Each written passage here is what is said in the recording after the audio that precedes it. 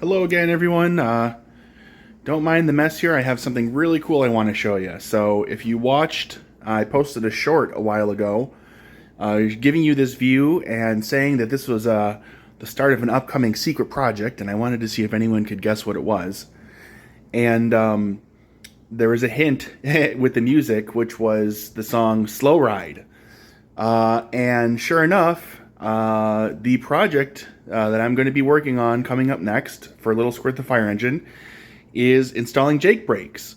So, for those of you that don't know what Jake brakes are, I'll post a link in the description to another video that I really like that shows how and why Jake brakes work. But the bottom line is that they're a supplementary braking device for heavy vehicles, and especially vehicles that go up and down a lot of hills or that do a lot of stop and go driving. For example, fire trucks. So Jake brakes are a factory option that you could order, but for whatever reason, the city of Cedar Rapids, Iowa, did not order them on this truck, and so I've decided to rectify this and take on a big project by installing these over the next couple of weeks. So functionally speaking, there's 5 components to Jake brakes, and I've got some of them here inside my workshop that are getting cleaned and prepped, and then the rest are already outside and installed on the fire truck.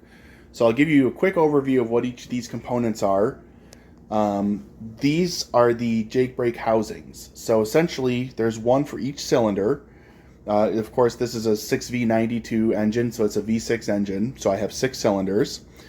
There's 6 of these Jake brake housings, and these are perform the main function, the main braking function.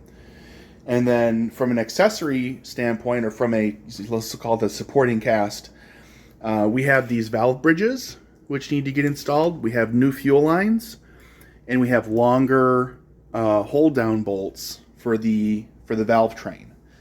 In addition to these new components, which need to get installed or in some cases swapped out into the engine, there's also an electronic component, which I'll show you in a little bit. There's a Jake brake control module, and then there's some additional wiring and whatnot that I've installed, and I'll show you in a minute.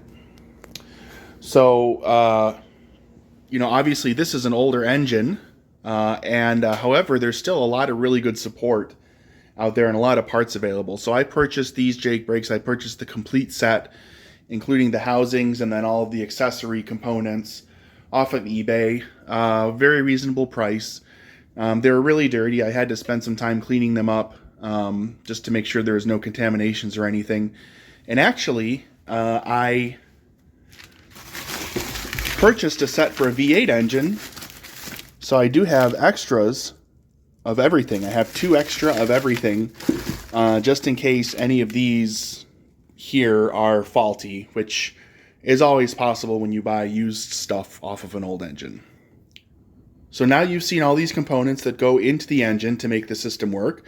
Now let's go outside and take a look at the electronic components.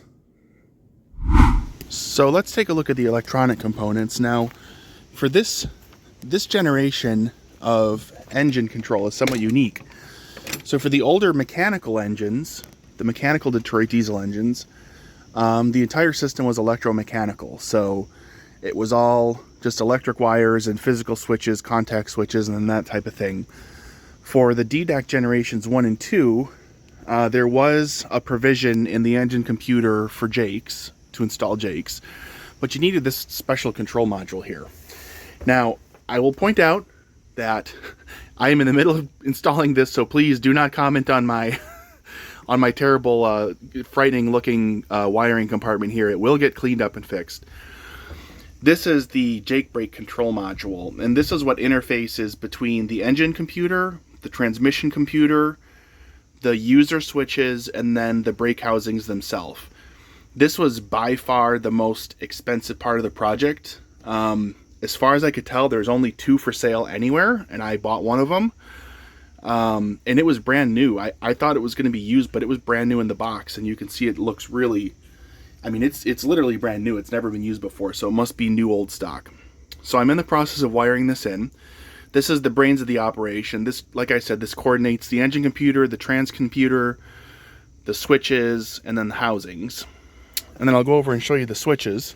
So here are the two switches that I installed.